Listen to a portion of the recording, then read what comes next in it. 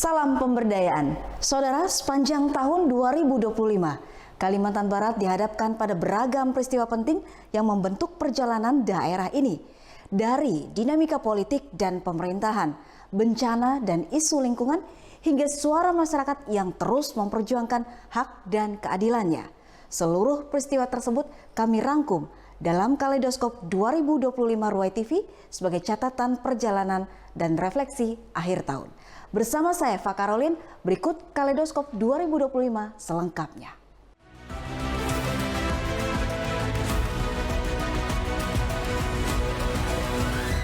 Ya saudara, kita masuk pada segmen pertama, yaitu politik dan pemerintahan. Sepanjang tahun 2025, dinamika pemerintahan di Kalimantan Barat penuh dengan momentum penting. Dari penetapan kepala daerah baru, gubernur dan wakil gubernur, bupati hingga wali kota yang menjadi titik awal perjalanan kepemimpinan mereka. Hingga pelantikan pejabat eselon 2 yang diwarnai pengunduran diri mengejutkan Kepala Dinas Pendidikan hanya 2 hari setelah dilantik.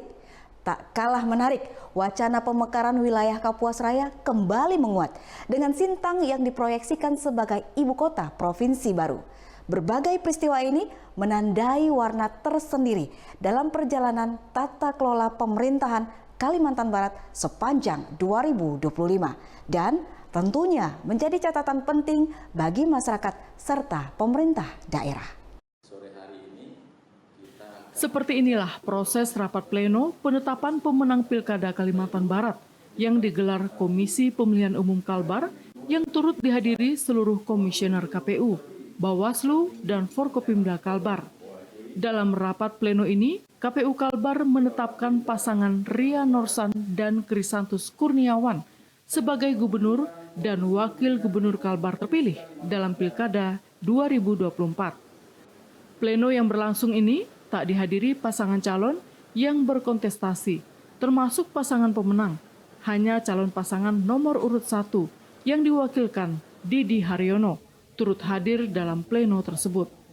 Ketua KPU Kalbar, MS Budi mengatakan, ketidakhadiran peserta pemilu karena berhalangan. Namun pasangan pemenang hadir dalam Zoom meeting, tetapi rapat pleno tetap sah sesuai peraturan KPU. Penetapan pasangan calon gubernur dan wakil gubernur terpilih seluruh Indonesia pada hari ini bersamaan untuk 21 provinsi se-Indonesia. 19 provinsi tidak melakukan penetapan pasangan calon terpilih karena sedang proses di Mahkamah Konstitusi. Karena surat yang kami terima dari KPU RI tentang BRPK di Mahkamah Konstitusi telah kami terima pada tanggal 6 Januari, maka perintahnya 3 hari setelah penerimaan surat itu, seluruh Indonesia harus menetapkan pasangan calon terpilih di hari yang sama, yaitu pada hari Kamis 9 Januari 2024. Nah, karena itu nggak hanya di Kalbar, tapi juga di 20 provinsi yang lain yang nggak ada kasus BRPK di Mahkamah Konstitusi. Untuk kabupaten kota, karena Kabupaten Melawi masuk dalam BRPK Mahkamah Konstitusi dan berproses persidangan di Mahkamah Konstitusi, maka 13 kabupaten kota se-Kalimantan Barat bersamaan dengan KPU Provinsi Kalimantan Barat menetapkan pasangan calon gubernur di provinsi dan penetapan bupati, wali kota di 13 kabupaten kota minus Kabupaten Melawi. Kalimantan Barat ini yang berjalan semua berjalan lancar dan sudah terpilih Pak Haji Ria Norsan dan Pak Krisantus Kurniawan menjadi gubernur dan wakil gubernur terpilih untuk 5 tahun ke depan.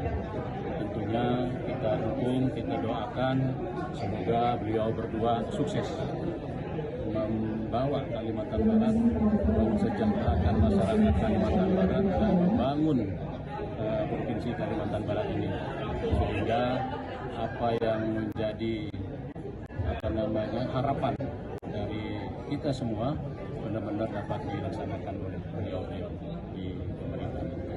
Pilkada Kalbar sendiri diikuti oleh 3 pasangan calon. Pasangan Ria Norsan dan Krisantus Kurniawan terpilih menjadi gubernur dan wakil gubernur Kalbar dengan perolehan suara sebanyak 1.364.563 suara sah. Dika Febriawan, Ruwai TV, mewartakan.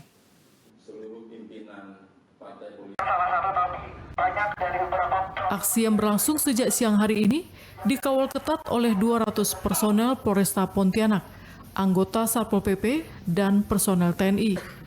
Dalam aksinya, mahasiswa menyuarakan 5 poin tuntutan yang menjadi sorotan publik terhadap 100 hari kepemimpinan Ria Nursan sebagai Gubernur Kalbar. Berikut 5 tuntutan mahasiswa.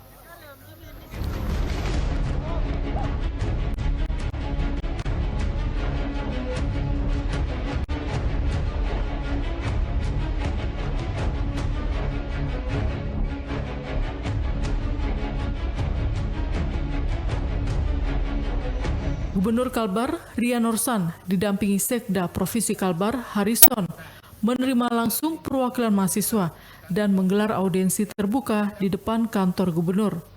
Ria Nursan menyampaikan apresiasi aksi ini dan akan mengkaji tuntutan yang disampaikan mahasiswa. Ia menegaskan soal infrastruktur jalan adalah fokus utamanya selama 5 tahun ke depan. Ia menargetkan Kalbar bebas jalan rusak. Ada yang naik ke Tapang nak? Menggayang. Tapang, Jalan Persatuan Kendawangan. Contoh kan, oto bisa masuk ke lubang tuan. Berapa itu anggarannya? 26 miliar juga. Nah, kita coba ambil fungsional dulu supaya mobil itu bisa lewat dulu semua, ya. Nah, nanti tahun depan baru kita aspal yang bagus. Nah, target saya untuk jalan ini seluruh Kalimantan Barat. Sekarang kan jalan mantap tuh ada 42% lebih aja. Ya, soalnya target saya 5 tahun tuh jalan mantap bisa 80%. Amin. Nah, mohon doanya aja. Nanti insya Allah kalau adik-adik selesai kuliah, udah wisuda, balik ke kampung jalan bagus. Ya. Menyambut kami dengan baik. Ya, kami harap ke depannya apapun tuntutan kami, kedatangan kami itu selalu disambut dengan apa yang hari ini dia lakukan. Selalu menyambut kami sebagai masyarakat Kalbar dengan baik dan mau berdialog. Aksi demo berakhir pada pukul 16:26 waktu Indonesia Barat. Aksi ini berjalan tertib dan lancar. Nobel Wandi Putra, Ruwai TV, mewartakan. Ini kan tadi sudah sampaikan prosedurnya. Ya. Prosedurnya adalah yang pertama itu jopit. Jopit ini mereka dinilai semuanya oleh pansel. Karena dibentuk pansel, panitia seleksi, ya, yang terdiri dari akademisi, kemudian setelah akademisi juga dari BKP, ya, BKP provinsi, dan langsung kepalanya yang turun baru diarahkan. Nah, setelah terbentuk pansel, kemudian mencopit setiap pegawai tinggi Pratama di lingkungan kita provinsi Kalimantan. Setelah dicopit, dinilai, kemudian barulah diseleksi sesuai dengan nilainya, dan nilainya. Barulah nanti lanjut. Karena ini namanya polling, tetap dipindahkan. Saya katakan, oh dia tetap. Yang tetap itu mungkin ada yang belum 5 tahun, ya, ada yang sudah 5 tahun. Nah, ada yang sudah 5 tahun, tapi tidak di rolling. Nah, ini mungkin kita mesti memerlukan di situ. Secara prosedur sudah sesuai dengan aturan Undang-Undang Nomor 20 Tahun 2023 tentang ASN. Wakil Gubernur Kalimantan Barat, Krisantus Kurniawan, hadir dalam acara ulang tahun ke-58 Gubernur Kalbar Ria Nursan, Rabu sore 17 Desember 2025. Kehadirannya menarik perhatian pasca isu kesenjangan komunikasi antara kedua pemimpin dalam beberapa waktu terakhir. Dalam acara tersebut, Gubernur dan Wakil Gubernur terlihat saling berpelukan, memberikan sinyal kebersamaan dan soliditas pimpinan provinsi. Wagub Krisantus bahkan menyumbangkan lagu dan mengajak Ria Nursan bernyanyi bersama, menambah suasana hangat acara. Gubernur Kalbar Ria Nursan menegaskan pentingnya persatuan seluruh perangkat daerah untuk menjalankan pemerintahan dan memajukan pembangunan Kalimantan Barat. semoga seluruh aparat, seluruh ya perangkat daerah yang ada di Kalimantan Barat, terutama di Sumatera Barat ini ya selalu bersatu kemajuan Kalimantan. Momentum ini diharapkan menjadi tanda positif bagi terjaganya keharmonisan hubungan antara gubernur dan wakil gubernur, serta memberikan keyakinan kepada publik bahwa pemerintah Provinsi Kalimantan Barat tetap solid dalam melayani masyarakat. Jacqueline, Ruai TV, mewartakan.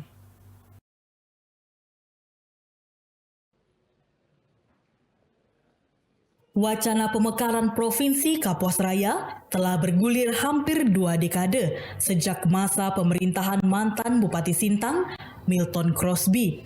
Namun dalam perjalanannya, rencana tersebut sempat tertunda akibat kebijakan nasional pada masa pemerintahan Presiden Joko Widodo.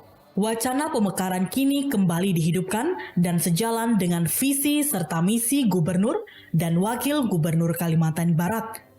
Anggota Komisi 4 DPRD Provinsi Kalimantan Barat, Rita Udin bilang, pemekaran dinilai penting untuk mendorong pemerataan pembangunan, mengingat wilayah Kalimantan Barat yang sangat besar. Dalam rencana tersebut, 5 kabupaten diusulkan bergabung, yakni Kabupaten Sanggau, Sekadau, Melawi, Sintang, dan Kapuas Hulu. Kabupaten Sintang diproyeksikan menjadi ibu kota Provinsi Kapuas Raya karena dinilai telah memenuhi syarat dan kelayakan sebagai pusat pemerintahan. Rita Udin menambahkan, seluruh usulan pemekaran Provinsi Kapuas Raya telah disampaikan dan diterima oleh DPR RI.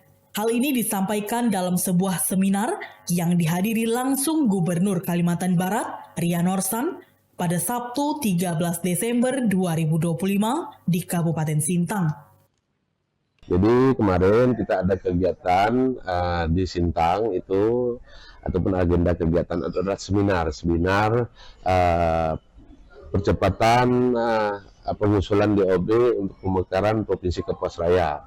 Yang mana Provinsi Kapuas Raya ini adalah memang sudah lama diusulkan dari pemerintahannya masa itu Bupati Sintang itu Pak Milton Crosby.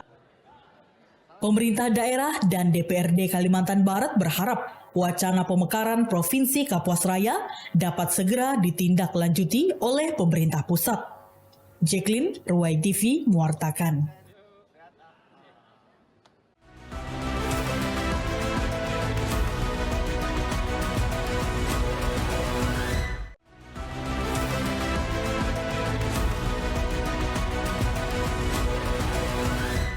Terima kasih saudara, masih di Kaleidoskop 2025. Kali ini kita masuk di segmen demokrasi. Tahun 2025 juga diwarnai dinamika demokrasi yang luar biasa. Melalui aksi demonstrasi mahasiswa menolak kenaikan tunjangan DPR RI, gelombang protes juga terjadi di berbagai daerah yang turut terasa hingga di Kalimantan Barat. Hal ini menjadi cerminan aspirasi generasi muda dalam menyuarakan kritik dan pengawasan terhadap kebijakan publik sepanjang tahun 2025. Gabungan Aliansi Mahasiswa Kalimantan Barat kembali menggelar aksi demonstrasi di depan halaman gedung DPRD Kalbar Senin sore. Para mahasiswa ini tak henti-hentinya berorasi menyampaikan 6 tuntutan kepada anggota DPRD Kalbar. Mahasiswa menuntut reformasi DPR, salah satunya membatalkan kenaikan tunjangan DPR. Tak hanya itu, mahasiswa juga menuntut lembaga independen yang dapat mengevaluasi dan mengawasi DPR RI. Selain itu juga, mahasiswa menuntut kejelasan dan perbaikan regulasi terkait peti. Kita mempunyai batu bara, kita juga mempunyai CPO dan lainnya. Tentunya kita tidak mendapat pajak dari pusat itu. Tentunya ini agar percepatan pelabuhan internasional Kijing itu agar kita mendapat dana dari pajak tersebut untuk pembangunan daerah dan lainnya. Aksi demonstran yang dilakukan Aliansi Mahasiswa ini mendapat pengawalan ketat kepolisian dan anggota TNI. Hingga Senin sore, aksi demonstrasi ini masih berlangsung damai. Dika Febriawan, Ruai TV, mewartakan.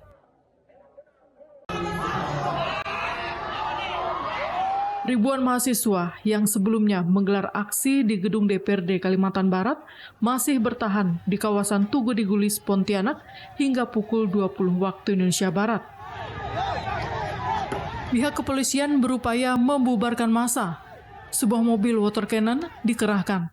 Polisi juga menembakkan gas air mata. Situasi sempat memanas. Massa bahkan merusak pos polisi. Polisi terus melakukan penjagaan ketat untuk mengantisipasi kericuhan lebih lanjut. Hingga malam hari, kondisi di sekitar Tugu di Gulis dan Ayani Mega Mall Pontianak masih dijaga ketat aparat kepolisian. Rado Togap, Ruai TV, mewartakan.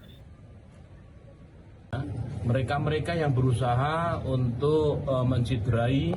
Hal tersebut disampaikan Kepala Kepolisian Daerah Kalimantan Barat, Inspektur Jenderal Polisi Pipit Trismanto. Ia mengatakan pihaknya telah mengamankan 87 orang yang menjadi provokator dalam aksi demonstrasi oleh mahasiswa yang dilakukan dalam beberapa hari di kota Pontianak. Dari 87 orang yang diamankan ini disinyalir akan melakukan provokasi karena didapati bom molotov, ketapel, gir motor, ban, hingga batu yang disita saat demo berlangsung. Selain itu, dari 87 orang yang diamankan, juga didapati anak di bawah umur yang menyusup aksi tersebut dan telah dikembalikan kepada orang tuanya.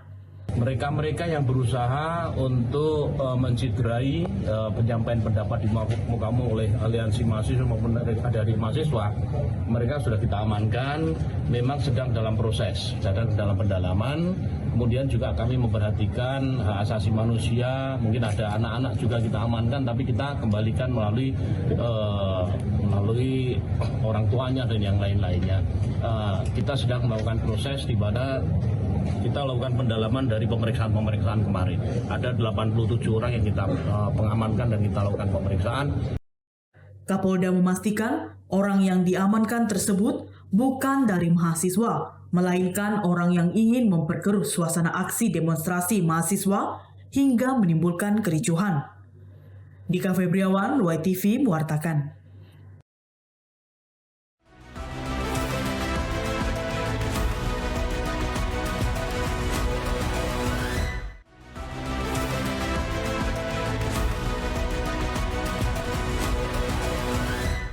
Saudara, sepanjang tahun 2025, sektor ekonomi juga mencatat sejumlah momentum penting yang dimulai dari ekspor jagung ke Malaysia dan dilepas langsung oleh Presiden Republik Indonesia di Bengkayang, hingga penguatan ekonomi kerakyatan melalui program Koperasi Merah Putih, serta berbagai langkah ini menjadi penanda upaya untuk mendorong pertumbuhan ekonomi daerah, meningkatkan daya saing, serta memperkuat kesejahteraan masyarakat. Berikut segmen ekonomi. Selamat pagi, hari ini saya berada di lokasi tempat panen raya jagung yang akan dilakukan oleh Presiden Republik Indonesia, yaitu Prabowo Subianto. Lokasi panen raya jagung ini berlokasi di Kecamatan Sanggoledo, tepatnya di Danut Hari-Hari Sumantri, dan beberapa persiapan telah dilakukan untuk penyambutan Presiden Prabowo Subianto. Selain panen raya jagung, nanti Presiden juga akan melepas ekspor jagung ke Malaysia.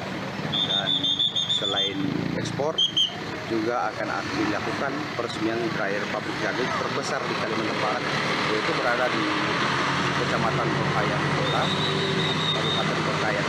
Dan beberapa tamu undangan pejabat penting hadir dalam peresmian atau ekspor jagung ke Malaysia ini.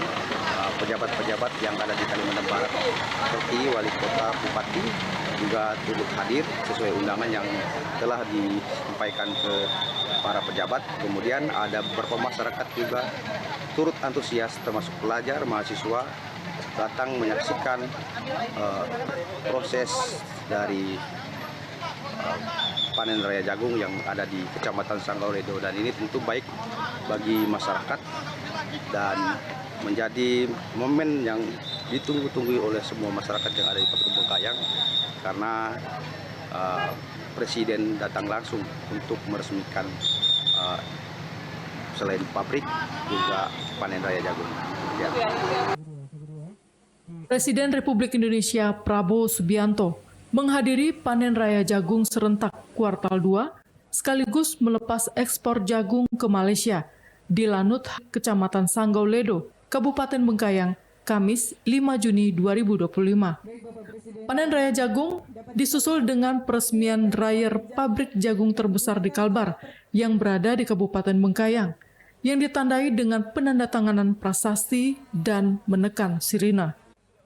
Panen raya jagung kuartal 2 di wilayah perbatasan Bengkayang ini turut dihadiri Panglima TNI, Sekbinet, Kapolri, seluruh gugus tugas Polri, Gubernur Kalbar, Bupati Bengkayang, serta para pelayan publik kebijakan lainnya. Presiden Prabowo Subianto menyampaikan bahwa pertanian adalah keberhasilan awal bidang pertanian dalam upaya mendorong swasembada pangan nasional. Karena itu, Prabowo mengajak rakyat Indonesia bersyukur atas keberhasilan awal panen raya jagung tersebut. Presiden Prabowo Subianto menegaskan, swasembada pangan menjadi kunci utama sebagai negara besar menjadi negara swasembada pangan. Prabowo Subianto berharap setiap provinsi di Indonesia dapat mewujudkan swasembada pangan. Menurut Prabowo Subianto, banyak negara luar kesulitan beras. Indonesia sekarang harus berdiri di atas kaki sendiri, tidak boleh takut menatap masa depan. Presiden menargetkan tahun 2026 Indonesia menjadi negara pengekspor jagung. Ia juga mendorong jagung bisa diolah menjadi berbagai macam olahan makanan, seperti keripik dan menjadi nasi untuk sehat. Prabowo Subianto mengatakan, kuartal pertama peningkatan produksi jagung di Indonesia hampir 50%. Swasembada jagung diharap harus lebih cepat dan semakin baik, guna meningkatkan penghasilan petani sebagai produsen pangan. Petani, menurutnya, harus sejahtera, sehingga ekspor harus diupayakan seefisien mungkin dan akan didukung dengan bantuan alat atau teknologi dan benih. Pada siang hari ini, Kamis, tanggal 5 Juni 2025, saya berangkatkan ekspor perdana jagung sebanyak 1.200 ton ke Malaysia.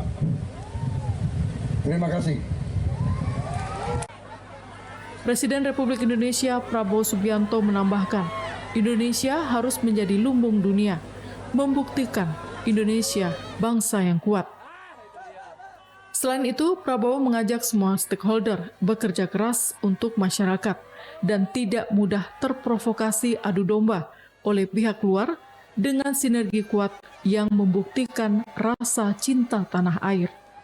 Dari Kabupaten Bengkayang, kontributor YTV, Stepanus Robin, mewartakan. Gubernur Kalimantan Barat, Ria Norsan, menyampaikan langsung capaian ini pada pembukaan sosialisasi program Koperasi Merah Putih di Pendopo Gubernur Kalbar, Rabu 6 Agustus 2025. Seluruh koperasi tersebut kini telah resmi berbadan hukum, menjadikan Kalbar sebagai salah satu provinsi dengan capaian terbanyak.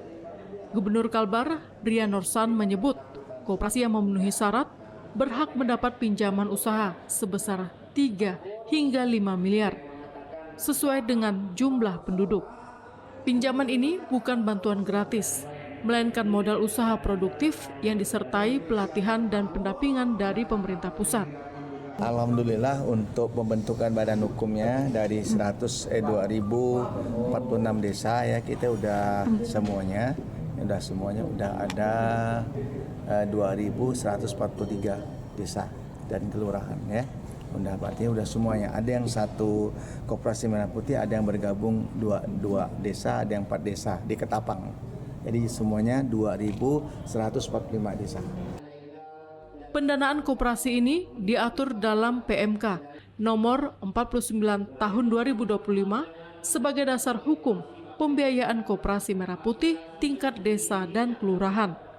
Nobel Wandi Putra, Ruai TV, mewartakan. Gubernur Kalimantan Barat, Ria Norsan, secara resmi meluncurkan penerbangan perdana Pontianak Kucing Malaysia oleh maskapai AirAsia yang berlangsung di Ballroom Pemprov Kalbar di Bandara Supadio, Kuburaya, Jumat 12 September 2025. Dengan hadirnya rute baru ini, masyarakat kini memiliki akses perjalanan lebih cepat, efisien, dan terjangkau antara Pontianak, Kuala Lumpur, dan Kucing. Gubernur Ria Norsan bilang, momen ini menandai langkah penting memperluas jaringan regional sekaligus mendukung pertumbuhan ekonomi kedua negara. Sementara itu, Menteri Pengangkutan Sarawak, Dato' Sri Lee Kim Sin, mengaku sangat senang dengan semangat bersama membuka kembali jalur penerbangan antara Pontianak Kucing, Pontianak Kuala Lumpur, yang dapat menjadi pintu membangun perekonomian kedua negara. Dengan dibukanya akses penerbangan ini menandai babak baru, sekaligus mempertegas komitmen bersama dalam mendorong investasi ekonomi, sosial, dan budaya antar kedua kawasan. Tim Liputan, Ruai TV, mewartakan. Sebanyak 343,5 ton kratom senilai 15,4 miliar rupiah lebih dikirim ke India. Sementara itu, 150 ekor arwana super red juga diekspor ke Taiwan dengan nilai lebih dari 100 juta rupiah. Data menunjukkan lonjakan signifikan. Sejak Juni hingga September 2025, ekspor kratom dari Kalbar ke India tercatat 10 kali pengiriman dengan total 2.625 ton. Arwana super red spesies endemik Kapuas Hulu mencatat rekor baru dari 134.000 ekor pada tahun 2024 menjadi lebih dari 14 juta ekor pada tahun 2025. Nilai ekspor selama 2 tahun terakhir menembus 189 miliar. Kratom kini menjadi tumpuan ekonomi baru bagi masyarakat Kapuas Hulu. Sekitar 40% penduduknya menggantungkan hidup dari komoditas ini. Legalitas dari pemerintah pusat memberi kepastian hukum dan harga yang lebih stabil. Dengan dukungan regulasi dan pembinaan, kratom Kapuas Hulu siap bersaing di pasar global dan menjadi komoditas andalan Kalimantan Barat di masa depan. Kontributor WTV, Rofi Andila, mewartakan. Di Kalimantan Barat ini ada 400 perusahaan perkebunan dan 600 lebih perusahaan tambang. Tetapi saya yakin bukan hanya pemerintah, tapi Bapak Ibu Saudara sekalian, kalau di sini ada pimpinan perusahaan, camkan dan catat apa yang saya sampaikan. Wartawan rekam apa yang saya sampaikan. Hampir 1.000 lebih investasi yang ada di sini. Tapi saya sedih, saya belum melihat kontribusi mereka terhadap pendapatan asli daerah. Yang ada adalah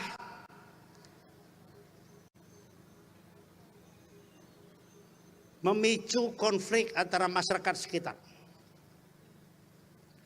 Sikit-sikit lapor polisi, sikit-sikit lapor polisi. Ya polisi wajar, mereka penegakan hukum. Tapi tidak ada upaya-upaya preventif terhadap konflik-konflik yang terjadi di seluruh provinsi Kalimantan Barat ini. Konflik-konflik agraria. Ini sekarang di Sosok sudah pagar memagar, ada sebuah pabrik. Mereka tidak lagi menghargai kearifan lokal yang ada di provinsi Kalimantan Barat. Saya ingin Bapak Ibu dan saudara sekalian, di mana bumi dipijak, di situ langit dijunjung. Jadi kalau kita bicara suku, teman saya Sunandar, ketua IKAMA ini, dia bukanlah Madura yang dekat Pulau Jawa sana, tapi Madura Kalimantan Barat. Jadi kalau bapak-bapak bersuku Jawa, bukanlah Jawa yang berada di Pulau Jawa, tapi Jawanya Kalimantan Barat. Begitu juga perusahaan-perusahaan yang sudah mengeruk hasil bumi Kalimantan Barat. Kalimantan Barat ini bukan hanya objek, tetapi juga subjek pembangunan. Bukan tempat untuk mengeruk kekayaan, Tapi tolong kekayaan itu dimanfaatkan untuk kemakmuran masyarakat Kalimantan Barat. Ini tadi Ketua Panitia lapor kepada saya, nyumbang 1,5 juta, ngeruk hasil bumi, tidak tahu saya jumlahnya, mungkin sudah triliun.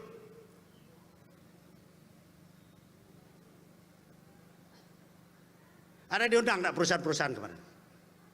Seharusnya kita undang, biar ku nunjuk biji matanya hari ini.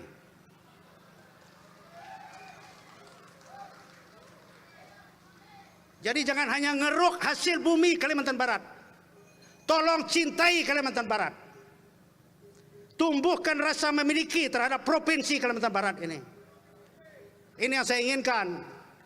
Jadi bukan hanya keruk hasil bumi.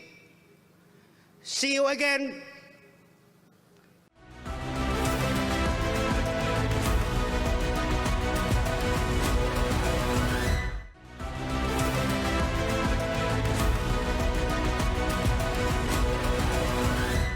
Saudara, tahun 2025 juga menjadi periode penting bagi dunia pendidikan. Dimulai dari penguatan akses belajar melalui sekolah rakyat, hingga hadirnya program makan bergizi gratis yang semuanya bertujuan untuk meningkatkan kualitas layanan dan pemerataan pendidikan, serta untuk sumber daya manusia yang berkualitas. Berbagai kebijakan ini menjadi bagian dari upaya untuk membangun sumber daya manusia unggul serta berdaya saing di masa depan. Menurut Wakil Wali Kota Pontianak, Bahasan, berbagai bantuan untuk sekolah rakyat telah disalurkan melalui pemerintah daerah, kementerian, maupun instansi terkait. Sehingga orang tua tidak perlu lagi khawatir mengenai biaya pendidikan karena kuota siswa telah dibagikan merata di setiap kabupaten dan kota.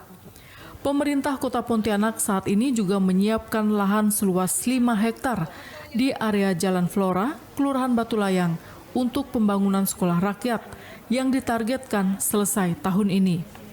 Sekolah rakyat diperuntukkan bagi anak-anak dari keluarga tidak mampu. Dan untuk Kota Pontianak baru melepas 12 siswa dan siswi. Masih memproses. Insya Allah kita diminta oleh pemerintah pusat itu menyiapkan lahan. Itu tepatnya ada di Jalan Flora, Kelurahan Batu Layang, luasnya 5 hektar. Infonya tahun ini. Melalui program sekolah rakyat, pemerintah Kota Pontianak berharap tidak ada lagi anak-anak yang terhalang menempuh pendidikan. Josafat, Ruai TV, mewartakan.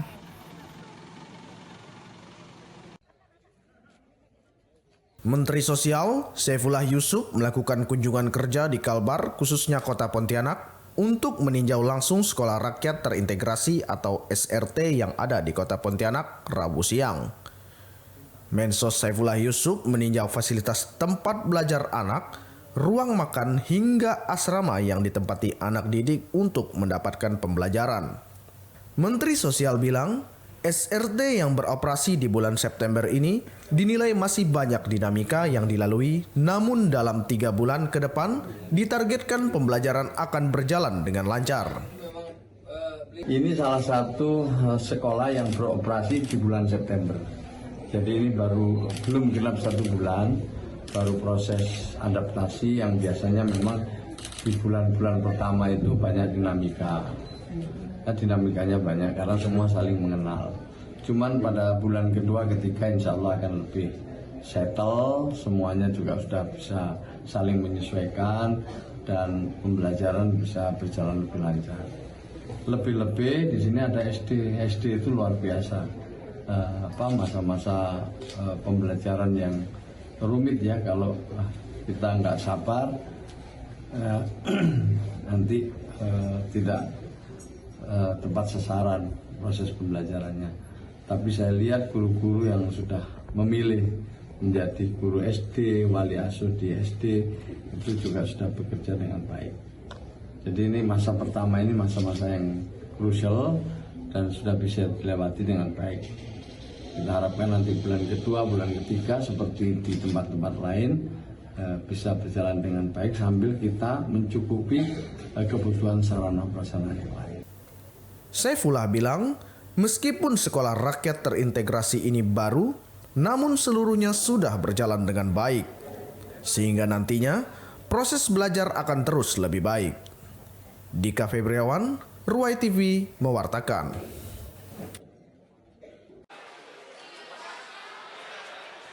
Sebanyak 372 ompreng MBG mulai didistribusikan oleh Dapur SPPG ke SMA Taruna Bumi Katulistiwa pada Senin 24 November 2025. Penyaluran perdana MBG ini menandai bahwa SMA Taruna Bumi Katulistiwa menjadi sekolah penerima manfaat program MBG yang mulai hari Senin 24 November ini akan terus disalurkan seterusnya setiap hari Senin hingga Jumat.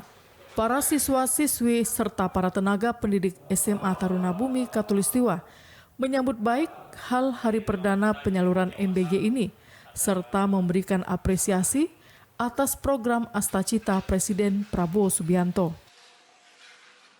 Kepada pemerintah, dalam hal ini kepada Bapak Presiden Prabowo, serta pengelola dapur Bispak atas program makan bergizi gratis yang telah kami terima. Dukungan ini sangat membantu dalam pemenuhan gizi peserta didik dan meningkatkan kualitas pelayanan pendidikan di sekolah kami. Semoga kolaborasi yang baik ini terus berlanjut dan membawa kebaikan bagi seluruh penerima manfaat.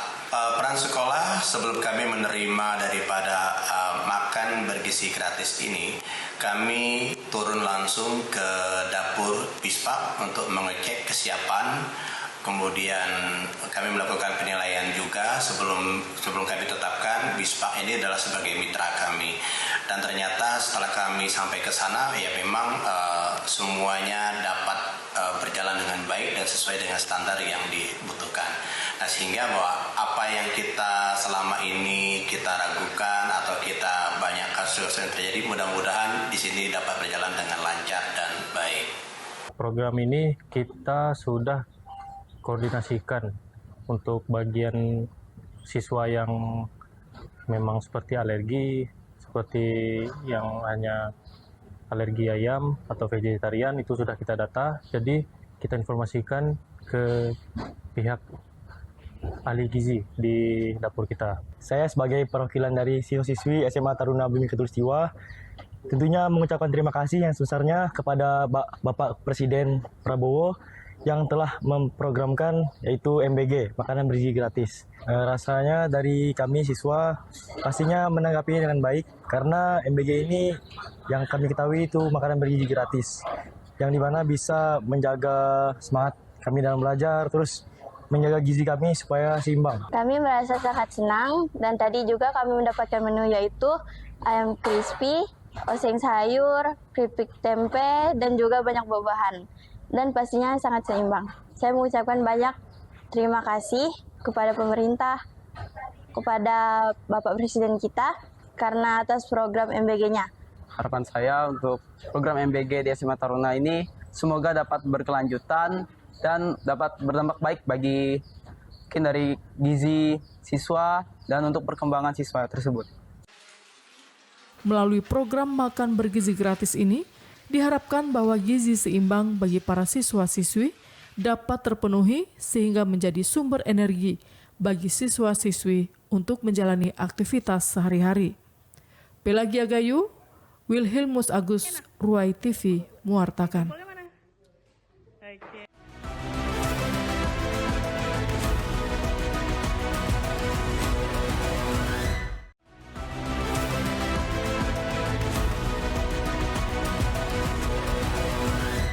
Saudara, tidak hanya pemerintahan politik, demokrasi, ekonomi yang menjadi catatan kita. Kali ini kita juga akan mencatat apa saja yang menjadi catatan penting selama tahun 2025 terkait dengan segmen kriminal. Tahun 2025 diwarnai sejumlah peristiwa kriminal yang menyita perhatian publik. Dari kasus hukum besar yang menyeret pejabat daerah, termasuk penggeledahan oleh KPK, hingga insiden keamanan yang merenggut nyawa aparat negara. Berbagai peristiwa ini tidak hanya menjadi sorotan penegakan hukum, tetapi juga meninggalkan catatan penting tentang keamanan, transparansi, dan keadilan sepanjang tahun 2025.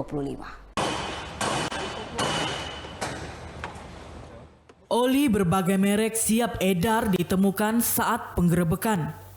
Mirisnya ada tulisan Pertamina dan barcode di kotak kemasan. Namun setelah dicek keasliannya tidak bisa dibuka melalui sistem barcode. Oleh petugas, oli-oli tersebut disita sebagai barang bukti. Wakil Gubernur Kalimantan Barat, Krisantus Kurniawan mengapresiasi pengungkapan ini. Ia meminta agar siapapun yang terlibat harus dibongkar hingga tuntas tanpa pandang bulu. Gudang oli palsu atau gudang oli yang diduga palsu, ya, merek Pertamina. Jadi saya sangat terima kasih, dan sebenarnya oli palsu ini sudah lama saya omongkan. Sudah lama saya menghimbau masyarakat untuk berhati-hati di Kalimantan Barat ini. Karena memang peredaran oli palsu ini sudah lama dan transaksinya sekitar 85 miliar per bulan. Jadi ini satu angka yang sangat fantastis dan kasihan masyarakat di kampung. Mereka tidak paham akan keaslian dari oli tersebut sehingga menjadi korban. Karena oli palsu tersebut ada dua jenis sistem pengolahannya. Yang pertama skala kecil itu daur ulang, dan yang kedua skala besar itu masuk dari Tiongkok. Jadi ini kelihatannya banyak yang terlibat. Dan tadi saya komunikasi juga dengan Kabinda Kalbar, Bapak Brigjen Yusuf. Dia melaporkan kepada saya bahwa ketika terjadi penggerebekan, mereka mengundang pihak Pertamina untuk mendeklir keaslian dari oli tersebut. Tapi Pertamina susah dihubungi. Kemudian menghubungi Pertamina di Kaltim. Pertamina Kaltim mengatakan bahwa mereka tidak punya perwakilan di Kalimantan Barat.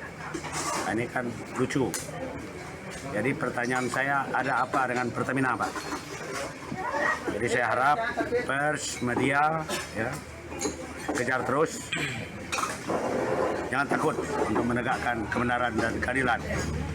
Karena dengan tidak adanya keadilan, dengan kecurangan-kecurangan seperti ini, rakyat Kalimantan Barat menjadi korban. Dan saya juga mensupport, ya,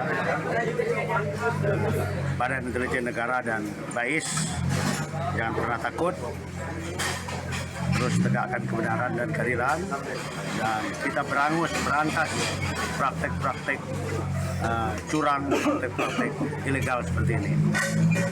Krisantus Kurniawan menambahkan bahwa sejak awal dirinya sudah menyuarakan peredaran oli palsu dan pertamax oplosan di Kalbar. Ia menilai peredaran oli palsu dan pertamax oplosan tidak hanya merugikan negara dan konsumen, melainkan juga berpotensi besar menimbulkan kecelakaan lalu lintas akibat rusaknya kendaraan.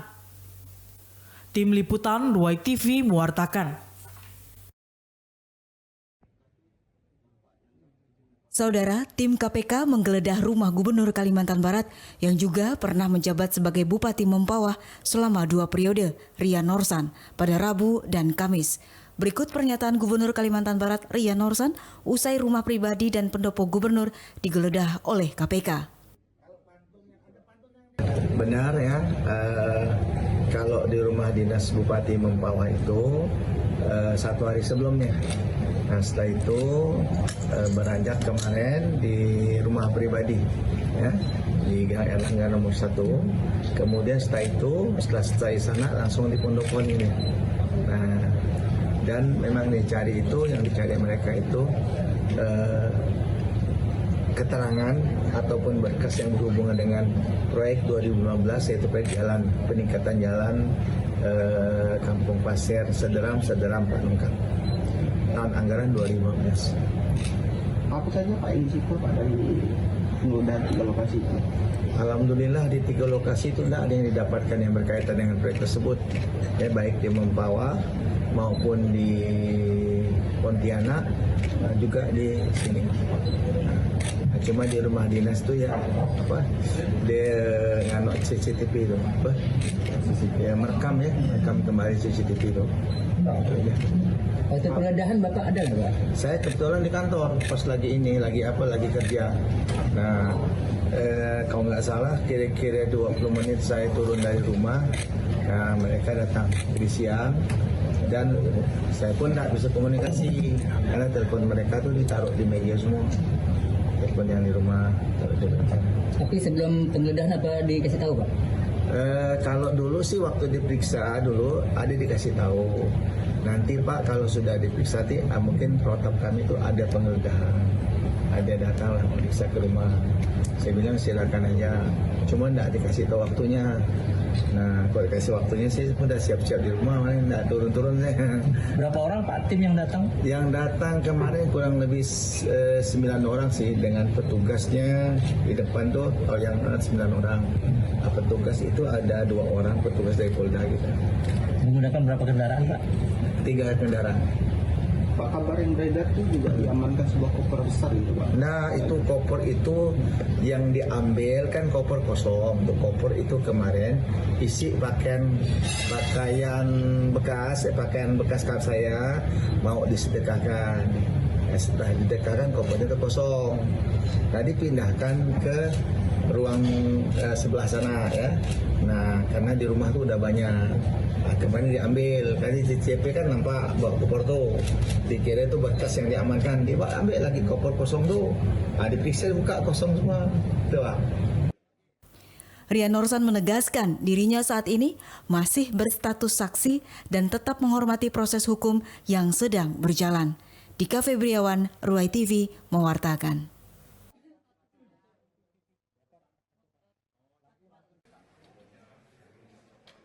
Wali Kota Singkawang, Chai Cui-mi, menghadiri sidang kasus dugaan korupsi, retribusi hak pengelolaan lahan pasir panjang di Pengadilan Tipikor Pontianak, Jumat pagi. Ia hadir sebagai saksi dalam perkara yang menyeret Sekretaris Daerah Singkawang, Sumastro. Kasus ini bermula dari penerbitan surat ketetapan retribusi tahun 2021 yang menetapkan retribusi 5,2 miliar rupiah kepada PT Palapa Wahyu Group sebagai pengelola kawasan wisata Pasir Panjang. Namun hanya sepekan setelahnya, Pemkot memberikan keringanan hingga 60% dan menghapus denda 2,5 miliar rupiah yang menurut audit BPKP menimbulkan potensi kerugian negara lebih dari 3,1 miliar rupiah. Kejaksaan Negeri Singkawang menetapkan Sumastro sebagai tersangka pada 10 Juli 2025 karena diduga menyalahgunakan kewenangan ketika memproses penghapusan retribusi bagi PT PWG. Dalam sidang, Majelis Hakim menyorot peran Chai Cui-mi sebagai kepala daerah yang menandatangani keputusan keringanan tersebut. Hakim mempertanyakan dasar pertimbangan kebijakan dan sejauh mana ia memahami kondisi perusahaan saat itu. Chai Cui-mi menjelaskan bahwa kebijakan tersebut diambil berdasarkan telaah tim teknis dan kajian dari OPD. Mengingat kondisi ekonomi Singkawang pada masa pandemi yang terpuruk. Ia juga menyebut adanya instruksi Menteri Dalam Negeri tahun 2020 yang memberi ruang bagi pemerintah daerah untuk memberikan pengurangan atau pembebasan retribusi guna menjaga keberlangsungan usaha selama pandemi. Selain menyoroti retribusi, Hakim menanyakan alasan Pemkot tetap mempercayakan pengelolaan kawasan Pasir Panjang kepada PT PWG, meski beberapa saksi menyebut perusahaan itu tidak kuat secara manajerial. Chai Cui-mi menyebut penetapan pengelolaan sudah ditetapkan sejak 2010 dan masih dianggap relevan. Sepanjang sidang, Chai Cui-mi menegaskan tidak memiliki kepentingan pribadi dan menyatakan seluruh keputusan diambil berdasarkan kajian teknis serta regulasi yang berlaku. Sidang sempat diskors pada siang hari untuk pelaksanaan sholat Jumat. Sidang tipikor ini kemudian dilanjutkan pada pukul 13.30 waktu Indonesia Barat untuk mendalami keterangannya sebagai saksi kunci. Pada sidang berikutnya, jaksa berencana menghadirkan saksi tambahan. Seadilnya kemudian bisa memberikan kepastian hukum.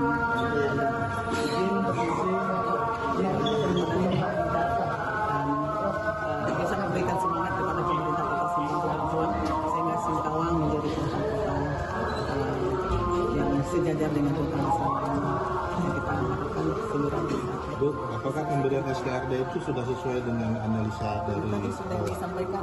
Jadi artinya tidak ada kerugian dalam hal ini, Bu ya? Tadi juga ditanyakan terkait perkara tipikor dalam pemberian keringanan restribusi pada lahan pasir panjang di Kota Singkawang menghadirkan orang saksi.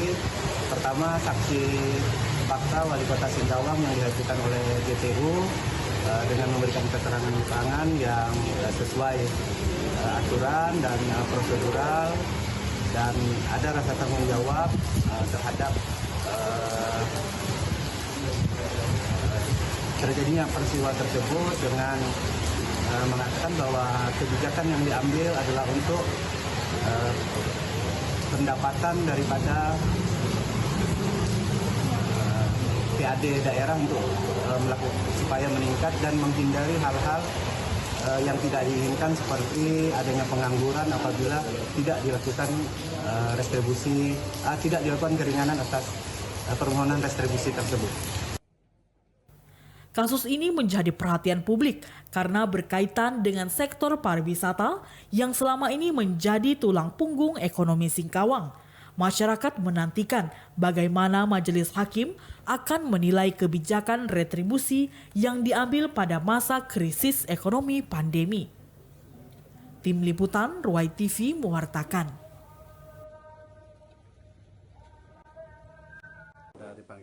Kasipenkum Kejati Kalbar, Iwayan Gedin Arianta menyebut pemanggilan saksi dilakukan berdasarkan surat bernomor B/371-0T1-5/FD.1-09/2025 tertanggal 24 September 2025.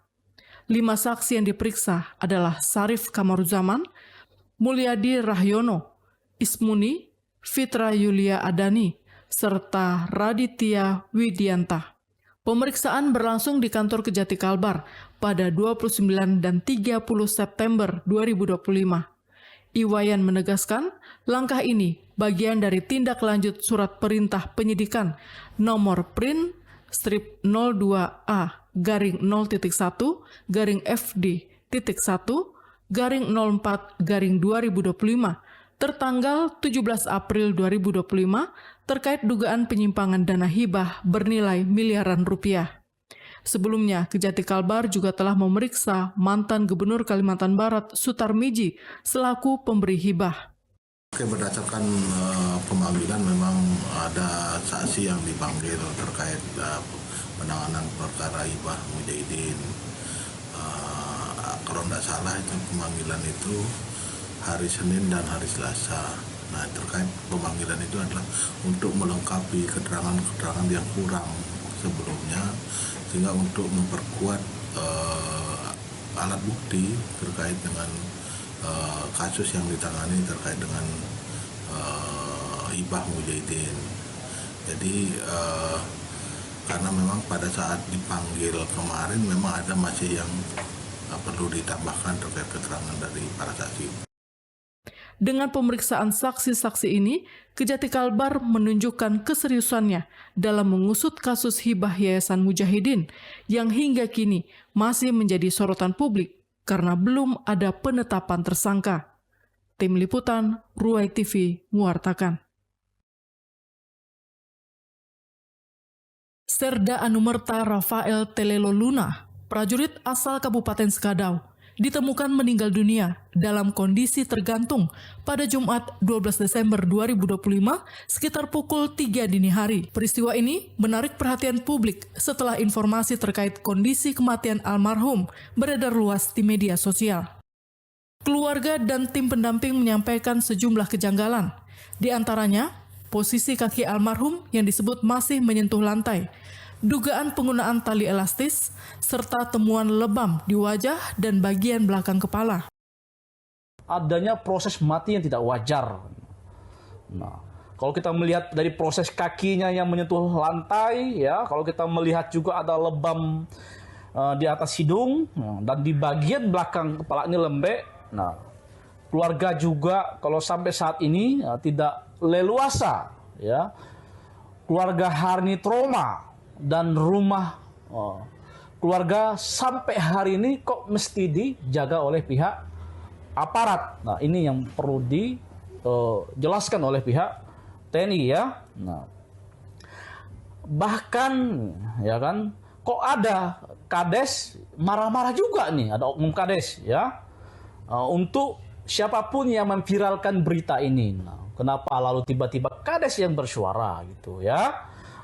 Melarang orang untuk menyebarluaskan informasi yang menurut kita penting, ya, dijelaskan kepada publik. Hari ini, ya, kita memberi informasi dan keterangan kepada pihak media. Yang pertama, seperti yang pernah disampaikan yang saat ini sedang beredar, kita masih, ya, mempertanyakan, ya kan, ada ketidakwajaran dan ada kejanggalan yang hari ini menjadi kewajiban moral atau menjadi tanggung jawab pihak TNI maupun pihak Kodam Tanjung Pura untuk memberikan penjelasan, baik itu kepada pihak keluarga, kepada masyarakat, dan kepada negara. Salah satu yang kami pertanyakan itu terkait dikeluarkannya surat penolakan otopsi. Jadi kalau misalnya memang benar almarhum ini meninggal secara wajar atau memang karena bunuh diri, gitu ya, seharusnya surat ini tidak perlu keluar, gitu loh. Nah, selain itu juga surat ini kan terkait dengan penolakan otopsi. Bagaimana dengan visum? Apakah visum sudah dilakukan? Karena itu juga harus menjadi tanggung jawab dari institusi. Pertama, karena jenazah meninggal di barak, lalu kemudian seharusnya sudah dilakukan juga visum terkait itu. Kalau memang ternyata keluarga menolak untuk otopsi, otopsi itu berbeda dengan visum. Jadi seharusnya dari TNI juga sudah menyampaikan kepada publik terkait hasil visum yang dilakukan secara terbuka. Menanggapi hal tersebut, Pangdam 12 Tanjung Pura, Maijen TNI Jamalul Lail menegaskan bahwa keputusan untuk tidak melakukan otopsi merupakan pilihan keluarga korban yang secara tertulis menyatakan penolakan terhadap tindakan otopsi. Jadi pada saat kejadian itu saya langsung datang dan saya perintahkan tidak diganggu-gugat dulu, kecuali turunin nggak enak juga kan, kita turunin. Kemudian kita tunggu keluarganya sampai datang, sampai dimandikan. Jadi keluarga betul-betul tahu asli. Belum masuk peti, belum sama sekali. Jadi dibuka, dimandikan, keluarganya ada di situ. Kemudian juga kita sampaikan ada beberapa kasus pendahuluan. Ini sangat secret ya, saya nggak berani buka karena nanti komplain itu. Disampaikan kepada keluarganya, oh ini loh kemungkinan penyebabnya. Tapi kalau kekerasan tidak ada tanda sama sekali. Jadi keluarganya betul-betul lihat pada saat dimandikan. Nah, kalau memang ibu nggak puas ya kita kan otopsi. Nah, disitulah beliau tidak mau, keluarga tidak mau diotopsi karena udah yakin memang tidak ada sama sekali tanda-tanda kekerasan seperti yang terjadi di Kupang itu, ya tidak ada. Dan menurut saya juga memang tidak ada di sini orang semua satu letting dia. Ini batalion ini kan masih batalion baru sama sekali. Jadi belum ada unsur yang lain yang masuk. Jadi hanya satu lettingnya si almarhum sama bawahannya aja ya, ya kan? Jadi belum ada, badannya aja baru datang kemarin.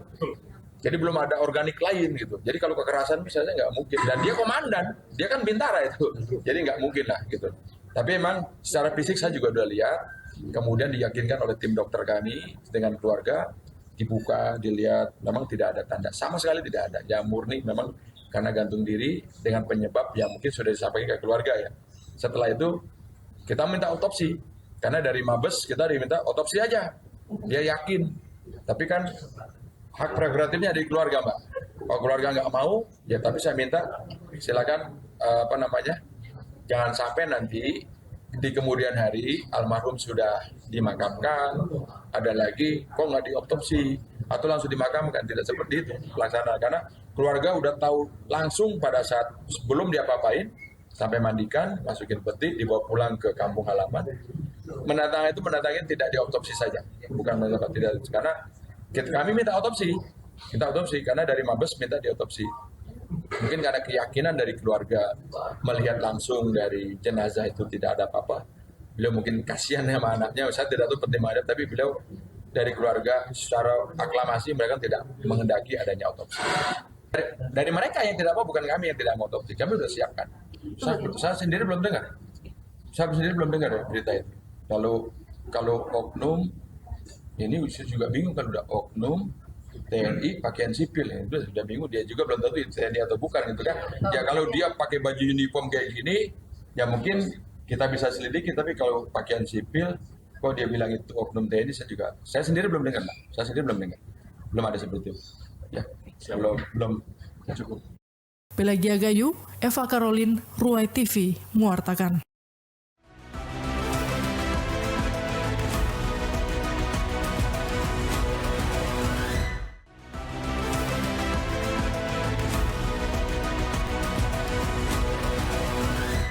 Saudara, Ruai TV pada tahun 2025 juga mencatat beragam peristiwa krusial yang menyentuh dimensi bencana, alam dan lingkungan, dan keberlangsungan masyarakat adat. Mulai dari banjir yang meluas menerjang sejumlah kabupaten di Kalimantan Barat. Sementara aspirasi masyarakat adat dari berbagai daerah menggema hingga ke panggung internasional. Dari penolakan terhadap program transmigrasi, pengaduan kerusakan tanah adat ke Perserikatan Bangsa-Bangsa, hingga langkah tegas masyarakat adat menyerahkan patok lahan kepada pemerintah desa. Seluruhnya menjadi potret penting dinamika, lingkungan, dan hak masyarakat adat sepanjang tahun 2025. Sejumlah wilayah di Kalimantan Barat saat ini terdampak bencana banjir akibat meluapnya debit air sungai.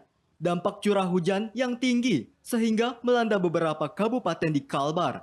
Badan Penanggulangan Bencana Daerah Kalimantan Barat mencatat per 27 Januari 2025 ada 7 kabupaten di Kalbar yang dilanda bencana banjir, yakni Kabupaten Sambas, Kota Singkawang, Bengkayang, Mempawah, Landak, Kuburaya, dan Sanggau. Dari 7 kabupaten kota di Kalbar yang terdampak banjir, total 314 desa, 60 kecamatan, 43.092 kepala keluarga, dan 14.735 unit rumah warga.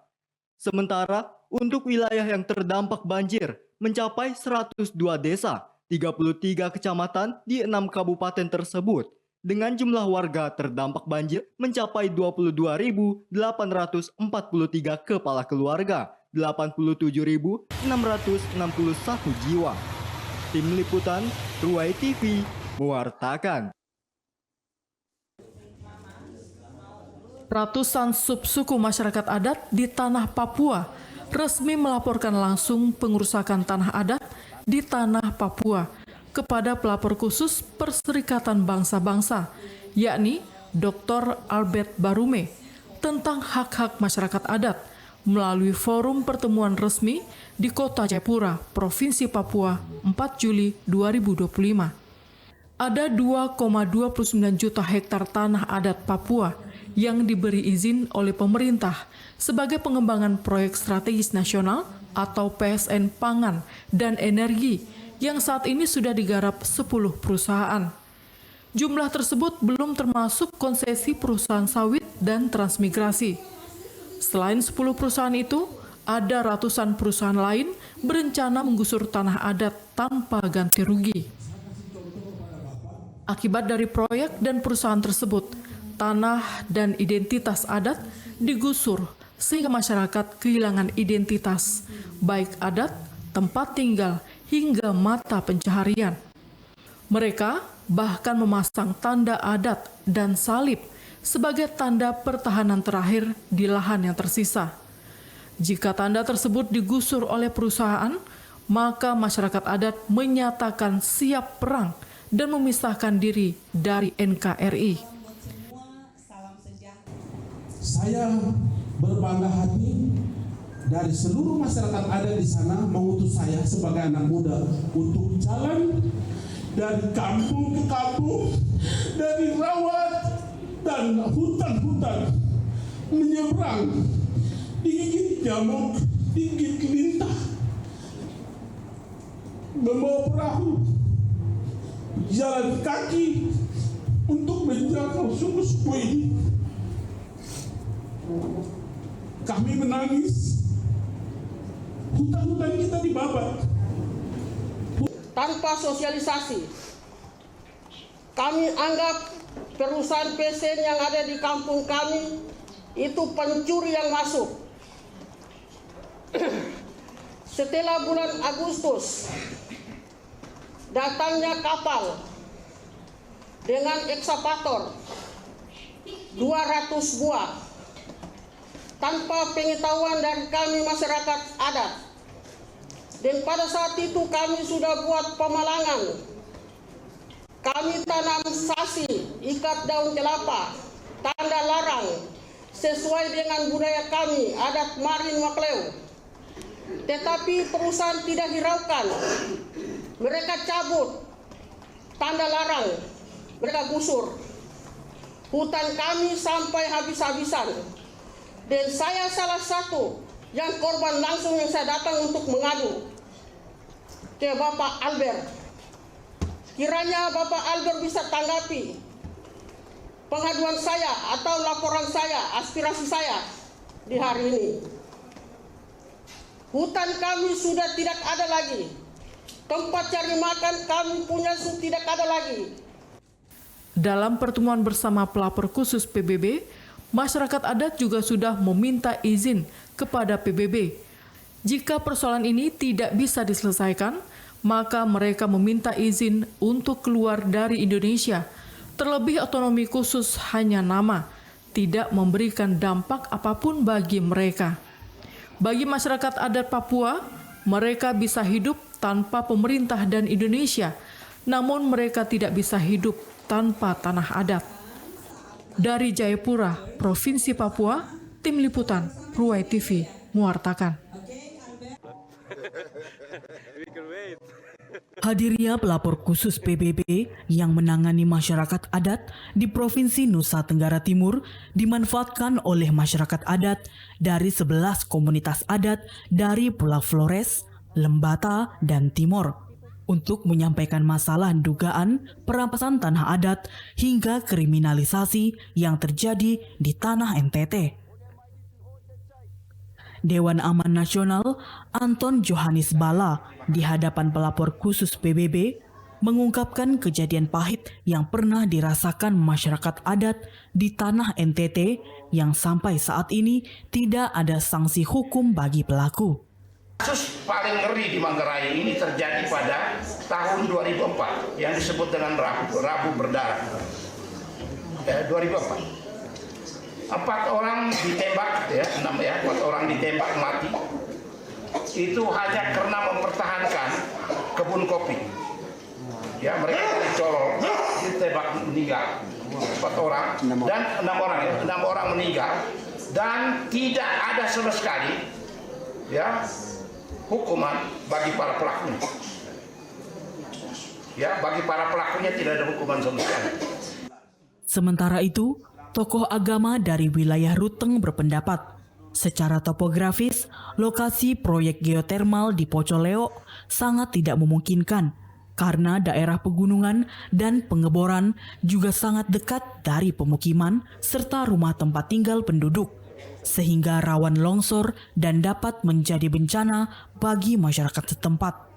Juga di sini, setelah mendapat informasi terkait proyek ini, saya turun sendiri ke sini dan saya mengelilingi semua titik yang direncanakan untuk dibor. Saya melihat bahwa secara topografi ini tidak mungkin. Pak Mamat terlihat sendiri, wilayah ini sangat rentan terhadap pengeboran dan guncangan-guncangan yang terjadi akibat ataupun kejadian alam yang lainnya. Nanti setelah saya mempelajari semua, saya merasa ini suatu proyek yang kosong saja dibuat di sini. Dan tidak mungkin kalau dipaksakan hanya ada hal lain yang mendorong mereka masuk ke sini. Untuk kebutuhan listrik, setelah kita hitung, kita sudah cukup listrik. Lalu buat apa dan proyek-proyek besar dengan seluruh Polres mau diambil?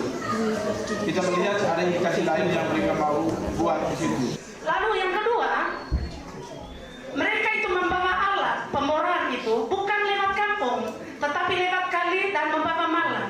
Karena mereka tahu posisi warga itu tidak setuju. Akhirnya mereka bawa sembunyi alat pemboran itu ke tempat titik pemboran di kebun kami itu, di tanah adat itu.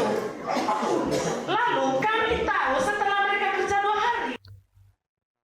Masyarakat berharap laporan yang disampaikan kepada PBB bisa mendapat respon positif untuk membatalkan proyek geotermal dan penghentian perampasan tanah adat yang terus terjadi. Kami sangat mengharapkan bahwa dengan kehadiran Pak dari PBB ini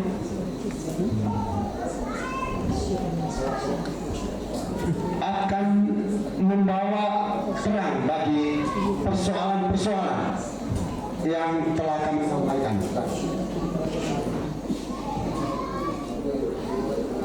Itulah harapan kami.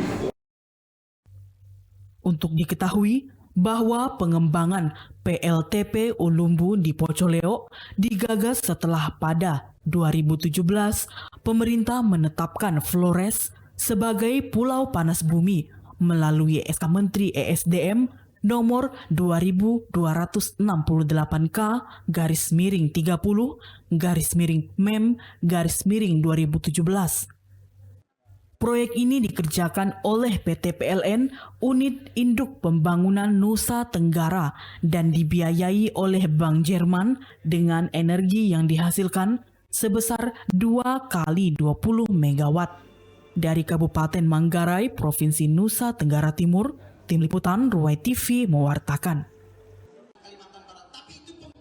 Dalam orasinya, para demonstran menyampaikan kekhawatirannya terdapat bahwa program transmigrasi akan mempercepat alih fungsi lahan, memperbesar potensi konflik agraria, serta mengancam hak-hak masyarakat adat dan lingkungan hidup di Kalimantan Barat.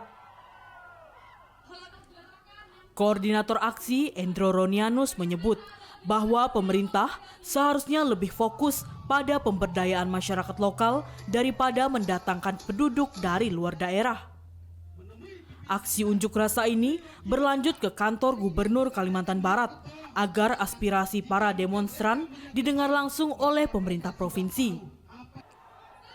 Para demonstran sempat menerobos barisan aparat untuk masuk dalam kantor Gubernur Kalbar karena gubernur dan wakil gubernur tidak ada di tempat saat para demonstran datang. Namun kejadian ini cepat diredam oleh koordinator aksi dan kembali pada tujuan awal, yaitu aksi damai menolak transmigrasi di Kalimantan Barat. Hal itu tolong dituntaskan dan kembalikan hak kepemilikannya kepada masyarakat setempat. Artinya apa? Para transmigran ini hanya memanfaatkan program transmigrasi sebagai ruang bisnis. Nah, kemudian kita juga melihat bahwa translokal tidak mendapatkan perhatian yang sama di program transmigrasi ini. Nah, kemudian yang ketiga terkait dengan program revitalisasi pada transmigrasi yang sudah ada. Kita melihat bahwa revitalisasi betul, benar, bagus. Dia para transmigran itu dibina, kemudian dikuatkan secara kapasitasnya, pelatihan ekonomi dan lain sebagainya. Tetapi penerima manfaatnya adalah tetap para transmigran yang notabene-nya bukan masyarakat lokal. Nah, yang pada akhirnya apa? Masyarakat lokal ya tetap menjadi korban yang terpinggirkan per hari ini. Nah, oleh karena itu kita melihat juga fakta-fakta di lapangan yang kita lihat bagaimana pemberlakuan terhadap para transmigran dan masyarakat lokal itu sangat jauh berbeda. Bagaimana fasilitas terutama listrik. Kita melihat temuan kita di Kecamatan Belimbing, Desa Upit, ya di situ permukiman transmigrasi itu dimasuki listrik, tetapi 1 kilo permukiman masyarakat lokal itu tidak diberikan. Aksi berlangsung damai dengan pengawalan ketat dari aparat yang berwajib, dan Aliansi Kalimantan Barat berharap tuntutan mereka cepat diproses dan disampaikan langsung ke pusat. Rano Togap, Ruai TV mewartakan.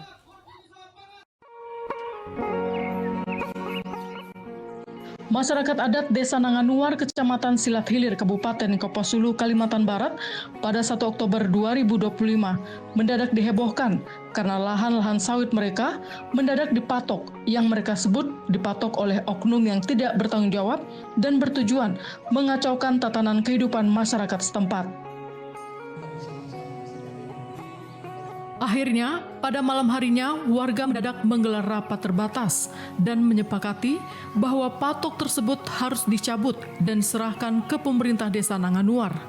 Tadi kami mendengar informasi langsung dari Bapak Camat menyampaikan kepada kita bahwa di kebun sawit kita ada pemasangan patok. Oleh kita pun sudah tahu untuk sementara, nanti besok pagi kita mungkin nanti kita atur jadwal sama-sama kita melihat ke sana. Dan tujuan kita hadir pada malam hari ini, kita akan membuat kesepakatan bersama terkait kebun kita yang ada di belakang yang setiap hari kita ambil hasilnya.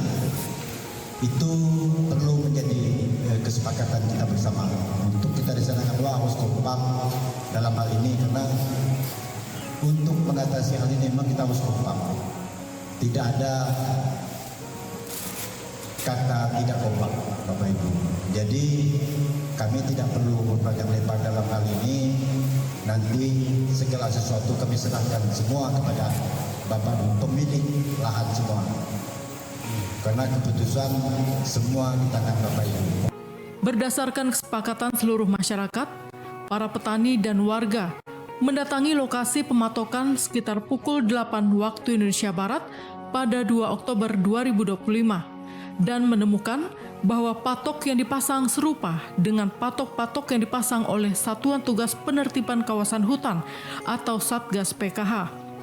Patok-patok ini dianggap meresahkan seluruh masyarakat pemilik lahan dan hutan di Indonesia karena justru menyasar hak-hak atas hutan dan lahan yang dikelola serta dimiliki masyarakat turun-temurun yang belakangan dijadikan kawasan hutan tanpa sepengetahuan masyarakat. Alih-alih fokus pada kawasan hutan yang dikuasai secara aktif oleh perusahaan-perusahaan skala besar. Pelang yang ditancapkan tersebut tertulis lahan seluas 1,9 ribu hektar dalam pengawasan pemerintah Republik Indonesia. Hal ini semakin membuat warga marah karena luas lahan yang tertera bahkan mencakup kebun sawit, kebun karet, tanaman tumbuh, bawas, ladang, rumah, dan hak milik masyarakat lainnya. Padahal, seluruh lahan yang ada di Desa Nanganuar yang pernah dikerjasamakan dengan perusahaan pada tahun 2000 hingga 2020 telah ditarik kembali sepenuhnya pada tahun 2021 karena PT Riau Agrotama Plantation Salim Group gagal mengelola kebun rakyat dan tidak memberikan hasil apapun. Seharusnya negara itu, baik aparat negara, harus melindungi yang namanya warga negara. Semua kan kita memahami semua.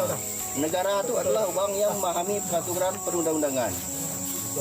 Yang tidak lindungi adalah masyarakat di bawah. Bukan oligarki, bukan penguasa-penguasa. Kita ini yang harus tidak lindungi. Hak-hak kita itu yang harus dilindungi. Tanpa masyarakat tidak ada negara. Kan begitu dia. Kalau model gini, coba lihat di belakang. Berapa biaya masyarakat yang sudah hilang? Nah, itu adalah tanggung jawab keluarga. Sementara negara apa yang jadi tanggung jawabnya? Ini tanggung jawab negara mengambil alih yang sudah dikelola oleh masyarakat. Jadi di sinilah bentuknya tadi. Seolah-olah Undang-Undang Dasar 45 Pasal 33 itu dihilangkan oleh negara secara tidak langsung. Karena hak-hak masyarakat ini diambil alih lagi. Yang seharusnya segala buah-buah ini tadi untuk keperluan, kebutuhan anak-anak mereka sekolah. Adakah pernah negara berpikir bahwa tujuan masyarakat mengelola ini adalah untuk keluarganya? Secara tidak langsung, masyarakat sudah dikriminalisasi oleh negara sendiri, masyarakatnya sendiri. Nah sekarang kalau kayak gini kemana kita harus mengadu? Tidak ada tempat untuk mengadu. Sementara Satgas itu adalah Satgas PKH yang di dalamnya itu adalah anggota kepolisian, anggota TNI. Lalu masyarakat ngadunya kemana? Nah, disinilah peran pentingnya sebuah negara untuk menyelesaikan ini secara persuasif, dialogis, bukan serta-merta langsung datang ke masyarakat adat, bawa pelang ini milik negara. Tapi di dalamnya menghilangkan hak-hak masyarakat. Jadi saya harap kita harus memahami semuanya itu. Akhirnya, warga beramai-ramai mencabut pelang tersebut dan akan menyerahkan ke kantor desa sebagai perwakilan pemerintah yang sah di wilayah masyarakat adat Desa Nanganuar. Ibu, perlu kita ketahui secara bersama-sama bahwa kami adalah perwakilan dari semua petani di wilayah Desa Nanganuar. Masyarakat Desa Nanganuar, bahkan masyarakat yang punya lahan di wilayah Desa Nanganuar, walaupun dia bukan masyarakat Desa Nanganuar.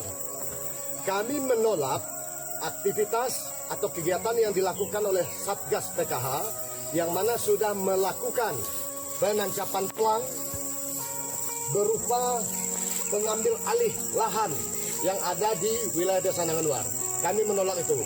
Dan hari ini kami secara bersama-sama akan mencabut pelang ini dan kami bawa untuk diserahkan kepada Kepala Desa Nanganuar.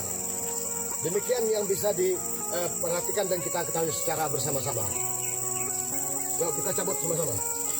Tuh, pegang itu semua. Dah. Yang kita kepala saya cabut. Tuh. Ini kita bawa, tidak boleh ada yang rusak. Ada sampai rusak, Pak. Ada sampai dirusak. Ini untuk mengamankan, Pak. Untuk mengamankan ini supaya tidak terjadi sesuatu hal yang bisa merugikan masyarakat dan bisa membenturkan sesuatu masyarakat.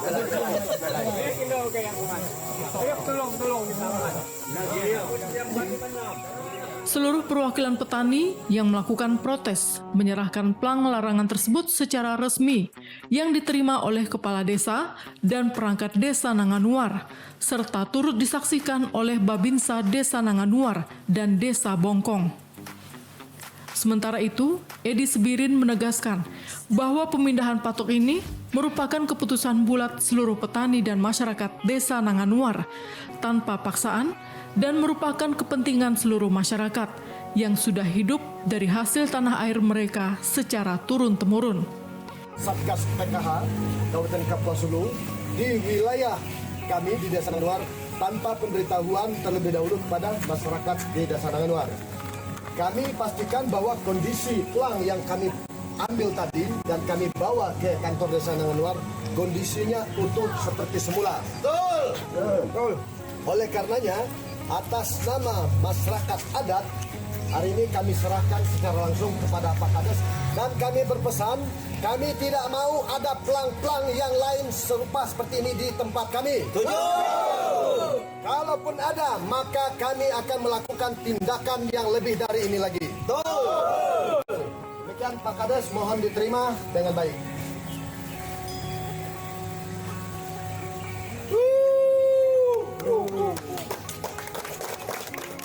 Penyerahan patok ini diterima oleh Kepala Desa dan seluruh perangkat Desa Nanganuar dan seorang Babinsa yang bertugas di 2 desa di wilayah tersebut. Warga sepakat akan mengambil tindakan lebih lanjut dan tegas, serta akan memberi sanksi adat kepada pihak PT RAP karena tiba-tiba menyerahkan lahan tersebut ke pihak lain, padahal lahan tersebut bukan milik perusahaan. Warga sepakat satu barisan, satu kepentingan, satu tujuan. Mereka akan menghalau setiap tindakan semena-mena dari siapapun, termasuk oknum-oknum yang diduga memberikan informasi keliru kepada pemerintah terkait hak atas tanah air dan hutan turun-temurun milik masyarakat adat Dayak, Melayu, dan beberapa suku lainnya yang hidup rukun dan berdampingan di Desa Nanganuar, Kecamatan Silat Hilir, Kabupaten Kapuas Hulu, Kalimantan Barat. Warga geram karena pelaku pembuat resah ini tidak tahu sejarah dimulainya kebun sawit di tempat ini. 20-an tahun lalu, masyarakat klaim seluruh lahan yang dikerjasamakan dengan perusahaan adalah kebun karet, tanam tumbuh, dan bekas ladang, bukan seperti daerah-daerah tertentu yang diserahkan hutan perawan dengan kayu berdiameter ratusan sentimeter, puluhan ribu hektar. Warga berpesan agar semua pihak yang memanfaatkan situasi ini untuk kepentingan kekuasaan, kepentingan perusahaan, dan oknum-oknum yang bermain kotor tersebut segera mengevaluasi diri. Sementara di tempat terpisah, Sekjen Majelis Adat Dayak Nasional Yakobus Kumis mengimbau kepada masyarakat adat di Kalimantan untuk menolak setiap tindakan dari pihak manapun yang tidak berpihak kepada kepentingan masyarakat. Tim Liputan, Ruai TV, mewartakan.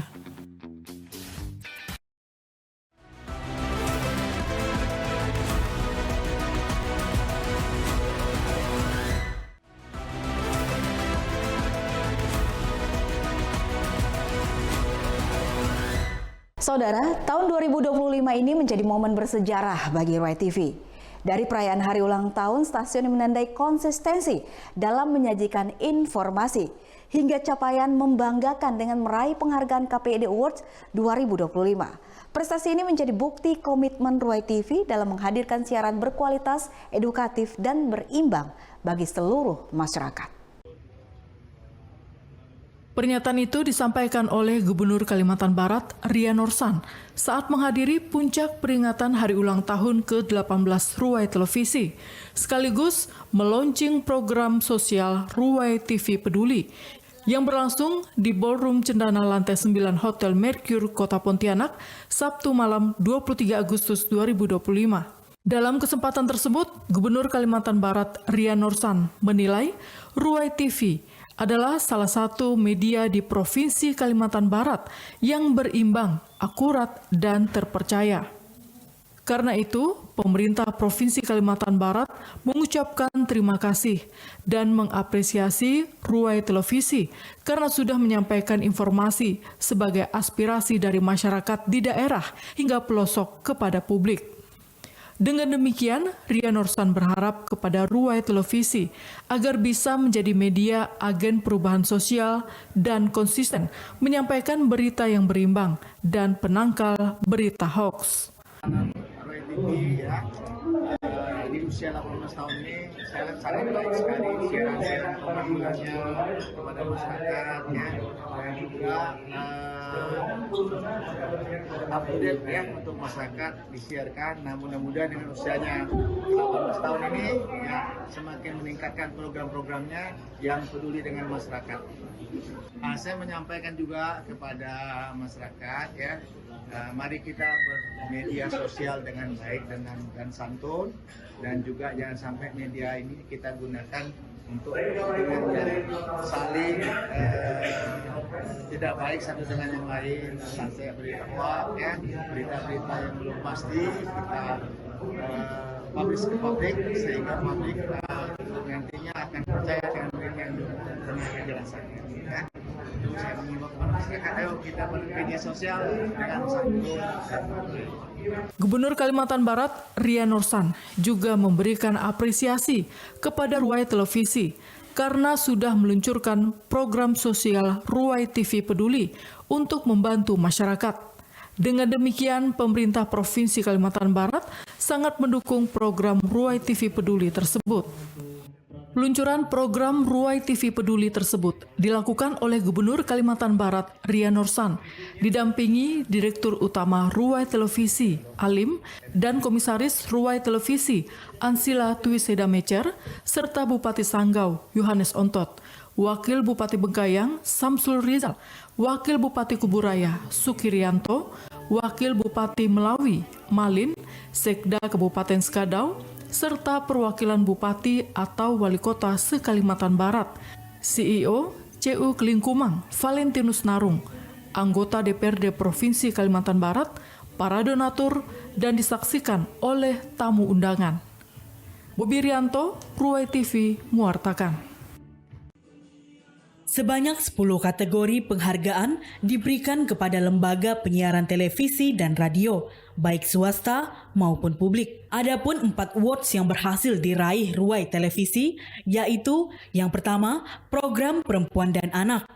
Yang kedua, program Wisata Budaya. Yang ketiga, program Siaran Pilkada. Yang keempat, presenter atau penyiar TV terbaik. Selain menang pada 4 kategorial tersebut, Ruai TV juga mendominasi untuk nominasi dari 9 kategorial yang ditentukan oleh KPID Kalbar.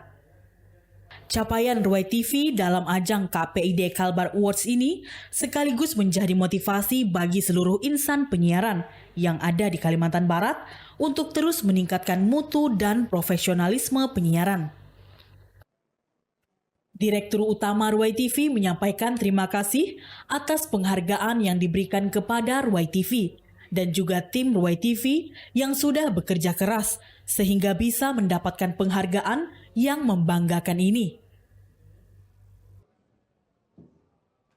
Pertama-tama tentu kita berterima kasih kepada Tuhan Yang Maha Kuasa, berterima kasih kepada KPID yang telah membuat atau membuka ruang apresiasi ini kepada insan televisi yang ada di Kalimantan Barat, khusus daerah Kalimantan Barat.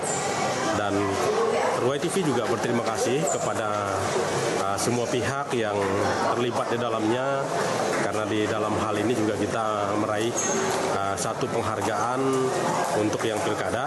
Ruai TV dapat program pilkada terbaik, dan terima kasih kepada KPU Kalimantan Barat karena sudah bagian yang percayakan siaran langsung debat pilkada 2024 kepada Ruai Televisi.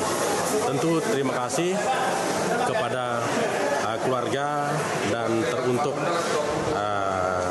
kepada tim Ruai TV yang sudah berjerih lelah di balik penghargaan-penghargaan ini, sehingga apa yang kita dapat hari ini itu adalah merupakan hasil kerjasama tim yang ada di Ruai Televisi.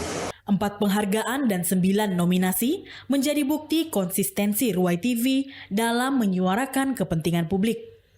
Rado Togap, Pelagia Gayu, Ruai TV mewartakan. Saudara, tahun 2025 menjadi bagian dari sejarah yang tak terpisahkan dari perjalanan Kalimantan Barat dan Indonesia pada umumnya. Berbagai peristiwa yang terjadi menjadi pelajaran, refleksi, sekaligus harapan untuk masa depan yang lebih baik. Terima kasih telah menyaksikan Kaleidoskop 2025 Ruai TV. Kami akan terus hadir menyajikan informasi yang akurat, berimbang, dan terpercaya. Ruai TV, jendela inspirasi Anda. Saya Eva Karolin dan kru yang bertugas undur diri. Terima kasih atas perhatian Anda. Sampai jumpa di tahun berikutnya. Salam pemberdayaan.